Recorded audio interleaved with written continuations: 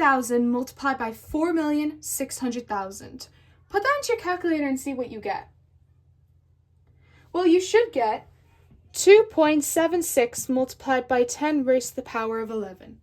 But what does this mean? Well, all this means is that 2.76 is multiplied by 10 11 times. So that's how big this number is. And that is what standard form is. It goes up when you put huge numbers like these into the calculator, and it simplifies it down to this formula. A multiplied by 10 raised to the power of n. So this is what standard form will always look like. Now say for example, if I have the standard form of 6.8 multiplied by 10 raised to the power of 11.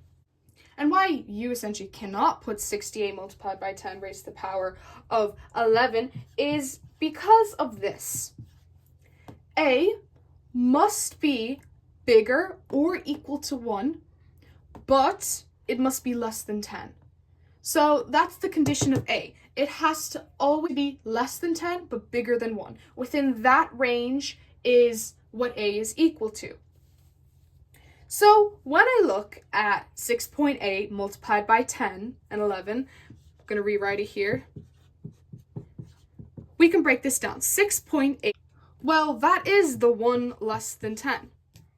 And then the 10 raised to the power of 11, well, that applies to 10 raised to the power of n.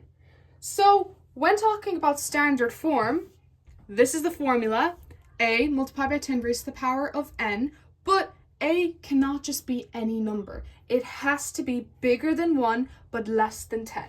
So, example, if I had 5,000, and I were to try and put this into standard form, which I can, and I would put a decimal place after. I'm going to bring this point until it becomes bigger than 1, but less than 10. So, 1, 2, 3. We stop right at 5. I've went 3 times to make 5,000 less than 10, but bigger than 1. So, I will now take 5, but I can't just have it like that. And how many times did I essentially have to jump over with the decimal place? I had to do it 3 times. So, I do 10 raised to the power of 3.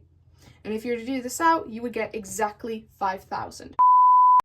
We now know what to do when we're given a number that is way bigger than 10 and we have to convert it into something that is less than 10. But what if we're given something that is less than 1? For example, 0.037. So in this case, A is way less than 1. And how do we convert this into standard form? Because we need our A to be bigger than 1 or equal to 1. So what I would do here is I would kind of apply the same method. I would take the decimal place and I would move it instead to the right instead of the left. So I would take this and move it twice to get us 3.7, which is bigger than 1 but less than 10, right? And I've moved this twice. So 100, 2 zeros.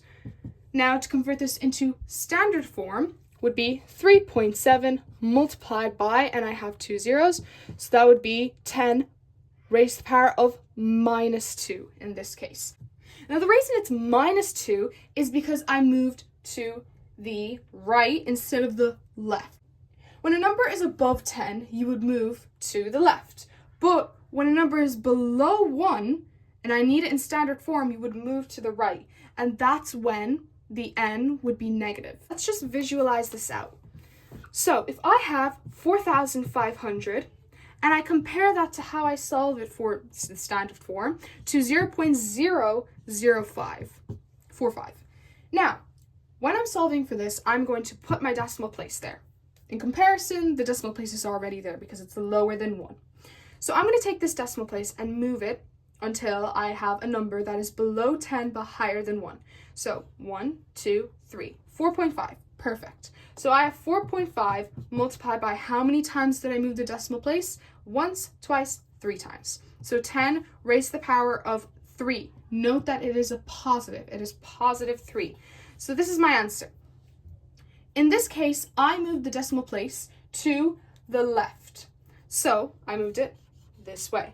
Comparison to here, I have the decimal place and I'm going to move it to the right. So, because I need the number to be above or equal to 1. So, 1, 2, 3. Now I have 4.5 all over. How many times did I move the decimal place? It was 3 times. The reason why I'm putting this in a fraction form is because if you were to do this out, you would get exactly this. And it's easier for us to visualize it because this number is higher than 1, and this number, well, will be our 10. So 4.5 multiplied by how many zeros? It's 3. But is it just 3? No, it's minus 3. So it's very important to keep in mind of the signs, because if you were to forget your sign, you would end up writing 4,500. But if you were to add a sign when you don't need to, you would end up getting 0.045. So, in conclusion, when you're moving the decimal place to the left, it is going to be, and what I mean by it, the n will be positive.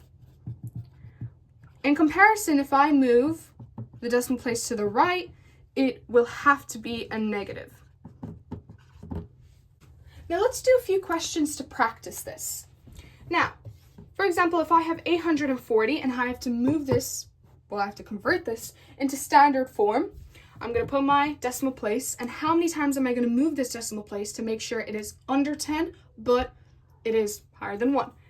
1, 2. I've moved it twice, so that will give me 8.4 multiplied by 10 raised to the power of 2. Positive 2 because I moved it to the left.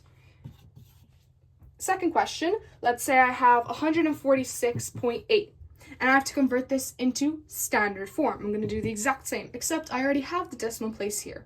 So I'm going to move this once, twice to make it 1 point. So that will be over 1. So that will be over 1. Multiply by how many times did I move the decimal place? It's twice. Then again, it's a positive because I moved it to the left. Now, if I have 0.0076 and I need that in standard form, how am I going to do it? I'm going to move the decimal place to the right instead. So I'm going to move it once, twice, 3 times to make sure it is under 10 but above 1. So that will be 7.6 all over 1,000 because I moved it 3 times, which 7.6 multiplied by 10 raised to the power of minus 3. Now last question, I have 0.602. How would I solve for this? Well, it is less than 1, so I know I'm going to be moving to the right. So I'm going to move this decimal place until it is, well, under 10 but above 1. I'll move it once, and once is all I need. 6.02 all over 10, which will give us 6.02 multiplied by 10 raised to the power of minus 1.